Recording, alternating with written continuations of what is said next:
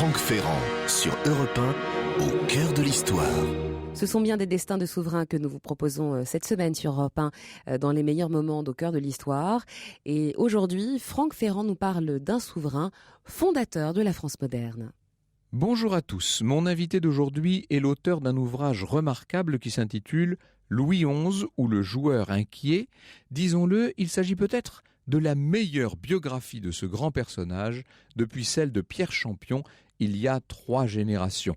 Ce livre fait la lumière sur un de nos plus ténébreux monarques.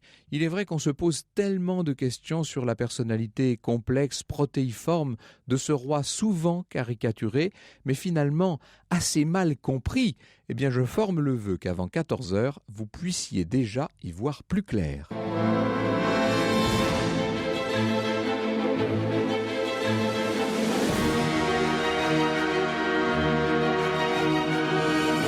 De 13h à 14h sur Europe 1, au cœur de l'histoire. Franck Ferrand.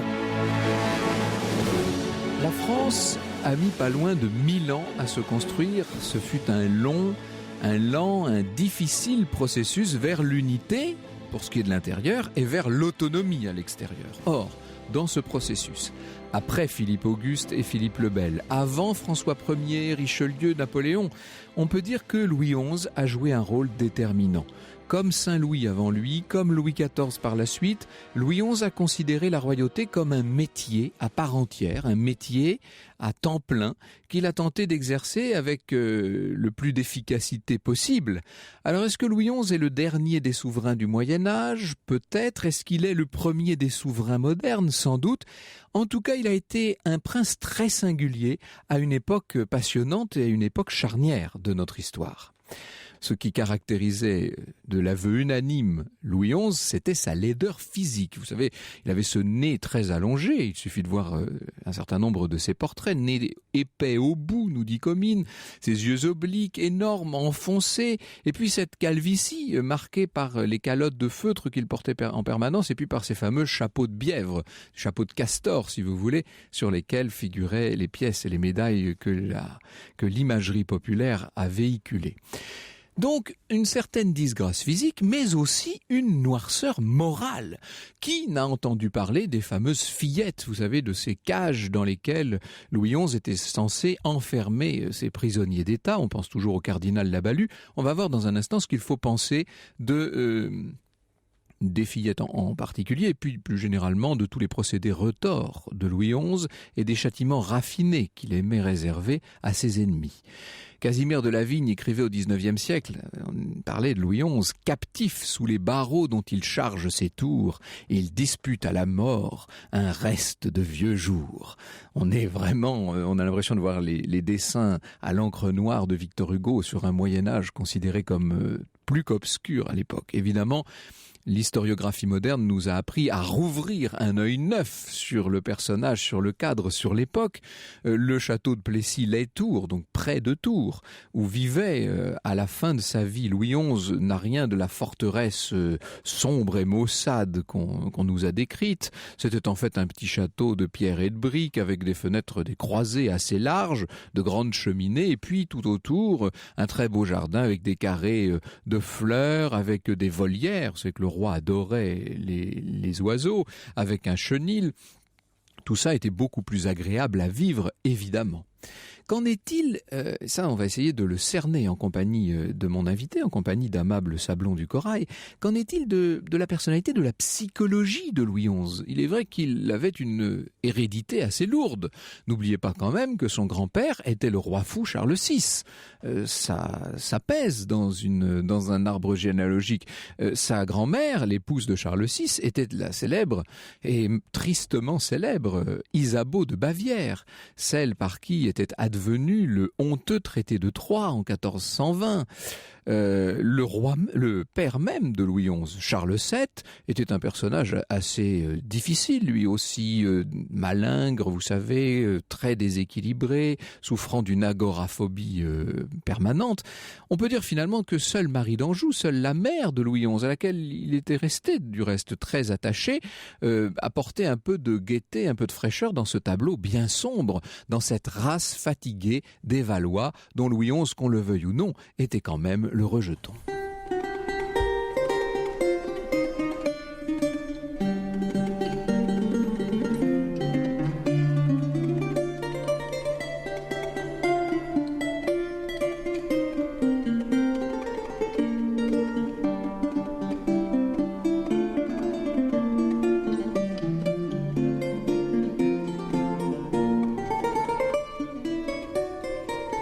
Un extrait de la musique pour lutte de Marco Dall'Aquila. Restez avec nous aujourd'hui sur Europe 1.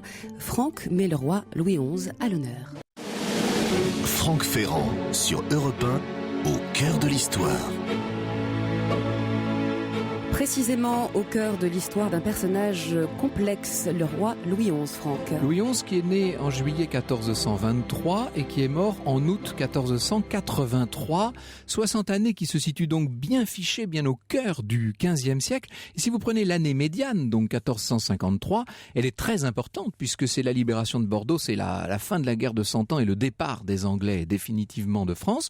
Et puis c'est aussi 1453, évidemment, date très importante pour l'histoire du monde, puisque c'est la chute de Constantinople avec la prise de Constantinople par les Turcs, des Turcs qui avaient commencé déjà leur mouvement d'expansion depuis longtemps et qui le continueront bien après ça, puis ça ira jusqu'au siège de Vienne en 1683, mais en tout cas, c'est une époque où le monde est en train de basculer et de façon tout à fait symbolique, arbitraire bien entendu, 1453, c'est l'année que l'on choisit pour dater la fin du Moyen-Âge et le début de la Renaissance. Donc vous voyez que Louis XI est à cette époque charnière entre toutes. Alors, je vais essayer de vous donner quelques traits de son caractère et nous allons voir dans un instant avec notre invité si ces traits de caractère sont justifiés.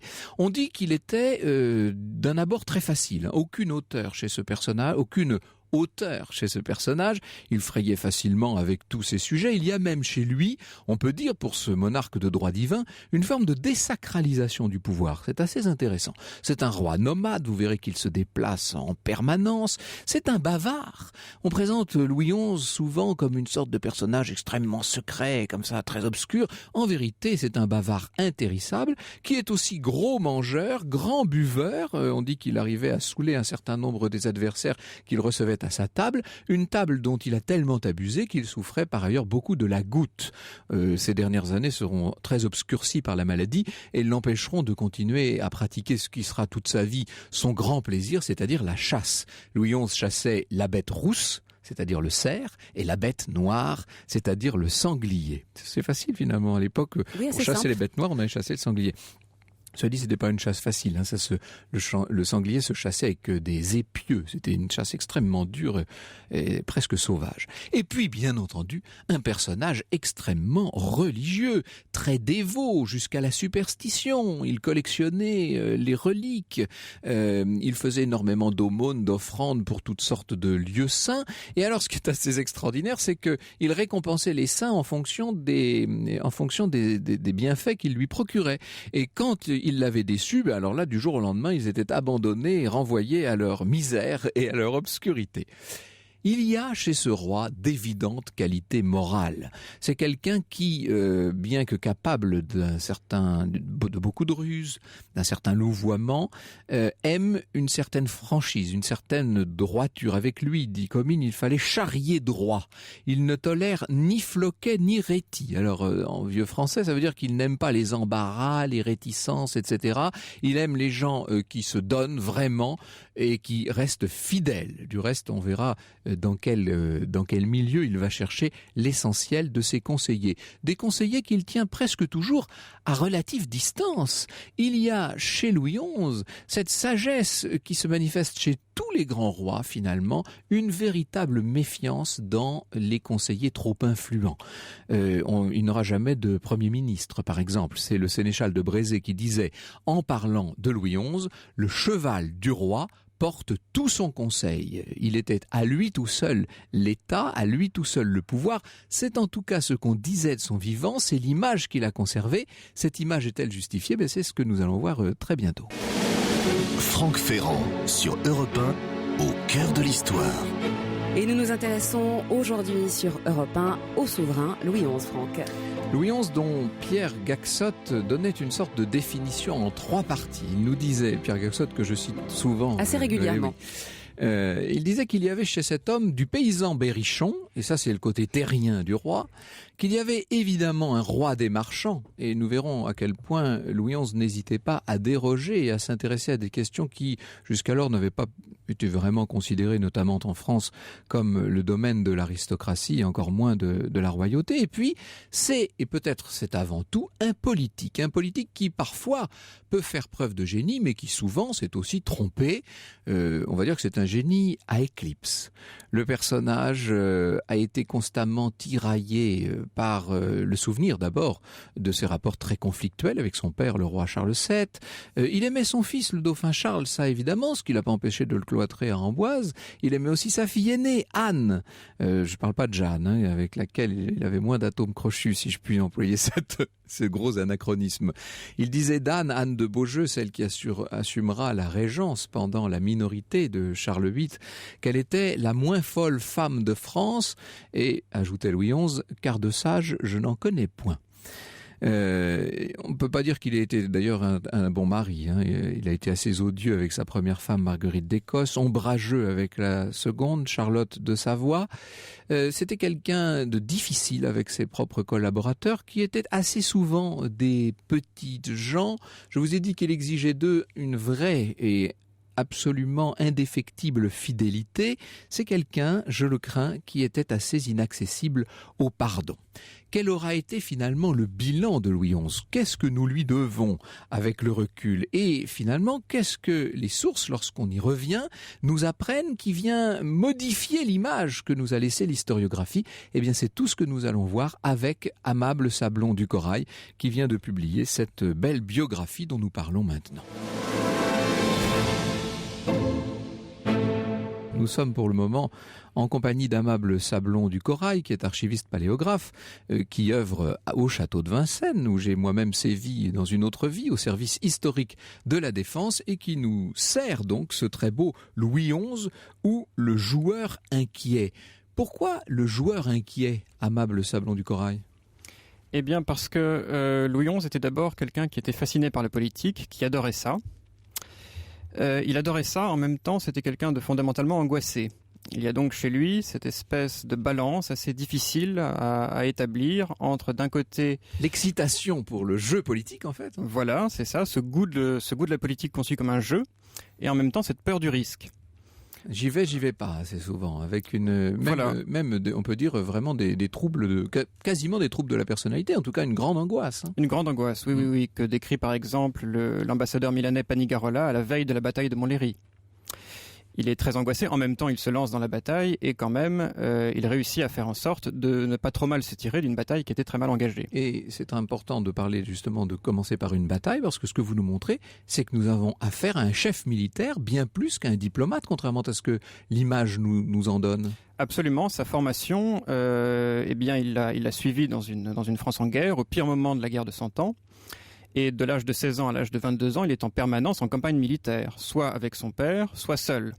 Alors certes, quand il est seul, il est tout de même flanqué de capitaines qui sont très expérimentés et qui le conseillent, mais enfin il sait ce que c'est que la guerre et il en connaît les risques. C'est pour ça qu'il évite la bataille rangée, mais ce n'est pas pour ça qu'il a peur de la confrontation. Il succède à son père en 1461, ça veut dire qu'il n'arrive pas tout jeune sur le trône, il est déjà un homme mûr. Oui, il arrive à l'âge de 38 ans sur le trône, ce qui est un âge extrêmement tardif. C'est peut-être le bon âge pour régner finalement, non ?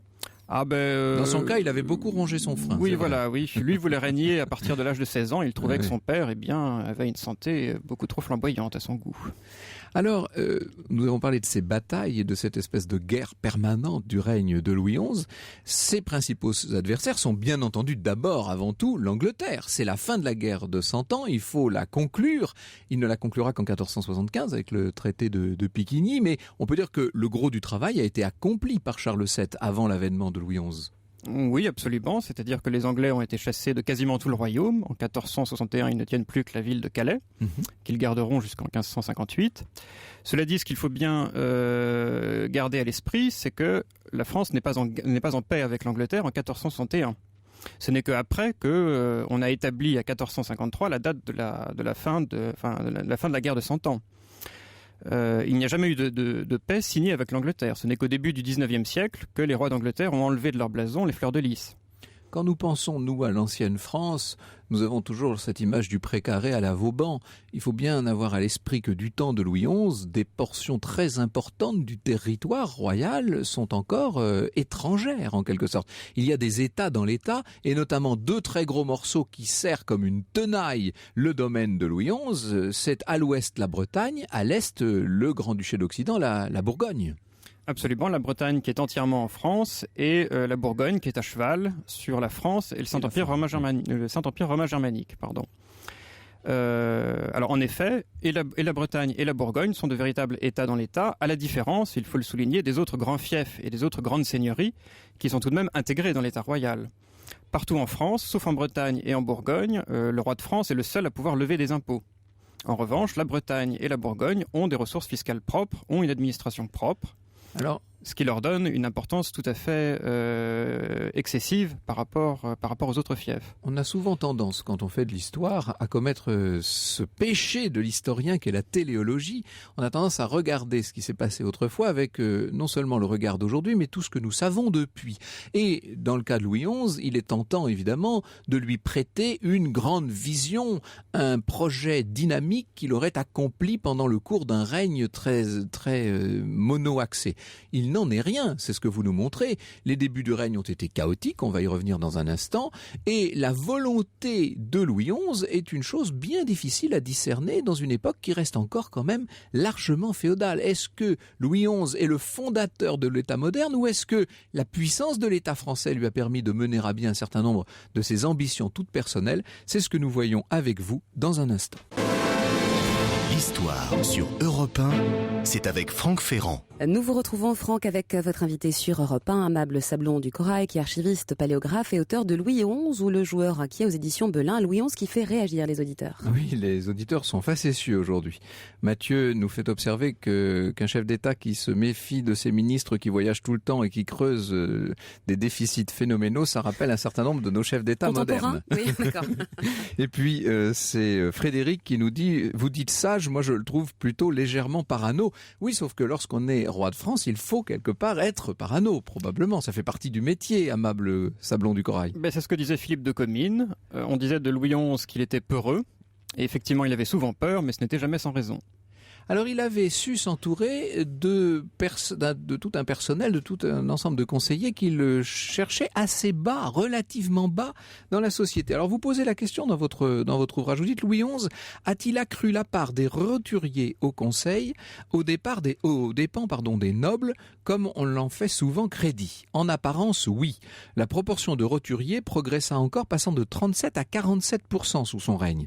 Cependant, parmi les quelques 400 conseillers du roi recensés donc de 1400 pendant son règne, par un précédent biographe, près de la moitié d'entre eux n'ont laissé aucune trace de leur présence au Conseil. Seuls 33 y figurent régulièrement appelés et donc aussi influents qu'on pouvait l'être auprès d'un souverain ayant des vues aussi personnelles et arrêtées. C'est donc moins évident que ça n'en a l'air, cette démarche. Absolument, il s'entoure quand même principalement de nobles. La politique est un grand jeu, on l'a dit, mais c'est un grand jeu réservé aux nobles. Il y a donc des bourgeois, des roturiers, et même de plus en plus dans les organes de gouvernement. Cependant, ce sont d'abord des agents d'exécution. Ce sont des spécialistes des finances ou du droit. Ce ne sont en aucun cas des gens qui participent à la définition de la ligne de conduite politique du roi. Finalement, cette ligne de conduite, il la dessine lui-même. Il la dessine peu à peu. Vous établissez une distinction très nette entre une sorte de premier Louis XI et un second Louis XI. Il y a le roi bouillonnant et assez inhabile, assez malhabile des premiers temps du règne. Et puis ensuite, il y a le souverain plein de sagesse, mais qui est vraiment à la toute fin, qui lui s'inscrit dans les dernières années du règne. Oui, on peut dire qu'après la guerre du bien public, qui a failli lui faire perdre son trône... Il faut expliquer ce que c'est que cette Ligue du bien public. Qui sont ses adversaires ? Alors, ses adversaires, ce sont tous les gens qui se sont mis à dos après son avènement, c'est-à-dire, on peut dire, oui, la quasi-totalité de l'élite politique du royaume.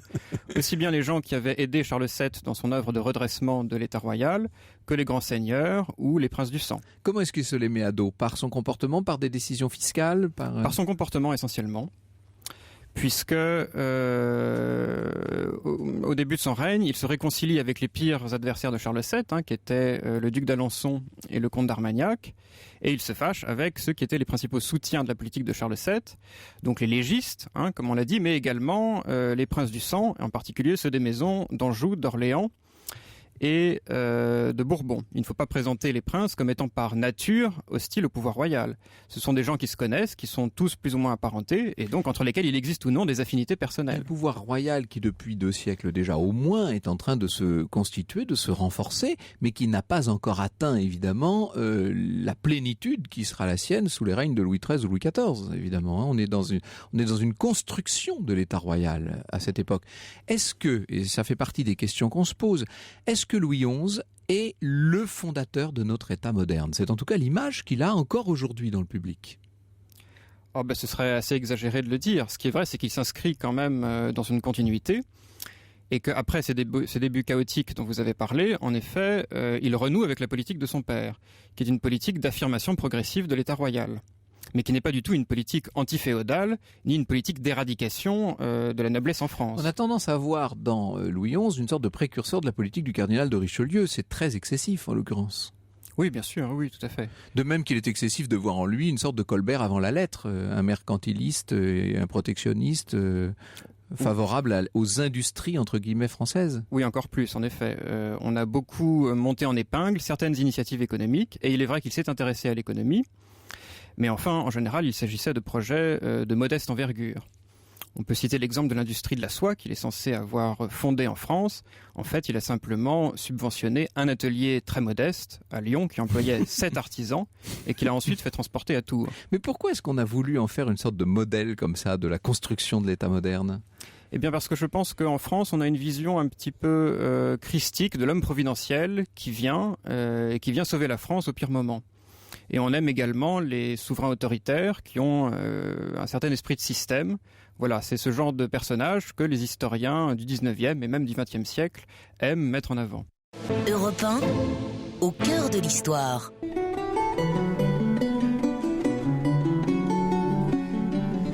Alors j'ai sous les yeux la liste d'un certain nombre des maîtresses de Louis XI.